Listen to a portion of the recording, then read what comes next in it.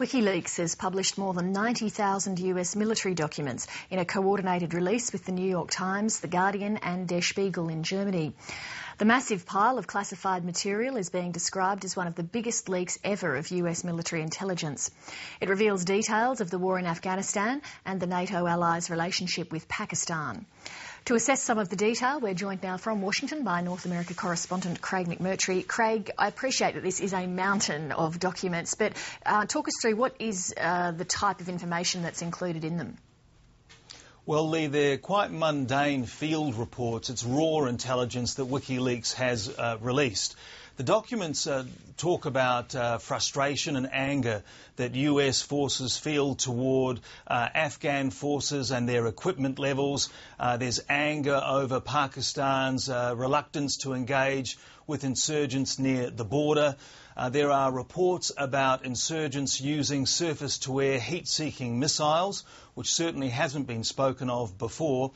Possibly the most damaging of the reports deals with the Pakistan military spy service, the ISI, and direct reports suggesting that it has had contact with Taliban leaders and that this involves strategy sessions and may have included killings or assassinations of Afghan leaders. Now, Wikileaks founder Julian Assange was giving a press conference a short time ago, and he was asked to identify the most explosive revelation, and he gave this reply.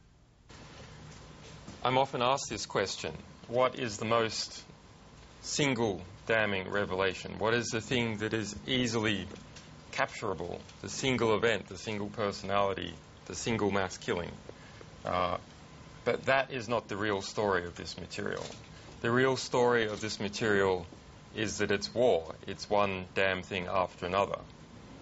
It is the continuous small events, the continuous deaths of children, insurgents, allied forces, the maimed people. Search for the word amputation in this material, or amputee, and there are dozens and dozens of references.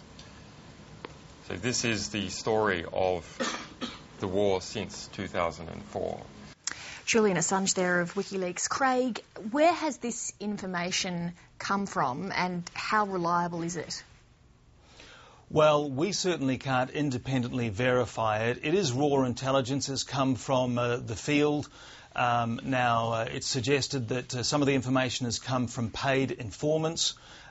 There's speculation here that there may be a link to Private Bradley Manning, who you may remember was arrested for leaking to Wikileaks before, last time over a video of an Apache helicopter attack in Baghdad back in 2007 where civilians died. Now, that hasn't been confirmed. No one at the Pentagon or the White House is confirming that, but there's speculation it may link back to this private who did work for Army intelligence. What has been the response from the White House?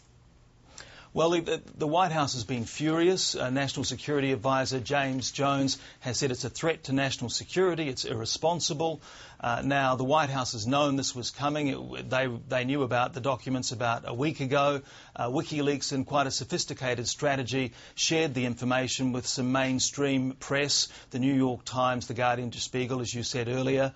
But they're also suggesting behind the scenes that Wikileaks as a website is opposed to the war, and that explains why this leak has been prosecuted by the website. Now, Julian Assange of the website denies that it's against the war. But there'll be a lot more on this, no doubt, through the day here in Washington. Craig McMurtry in Washington. I'm sure you'll keep across it. Thank you very much. Okay.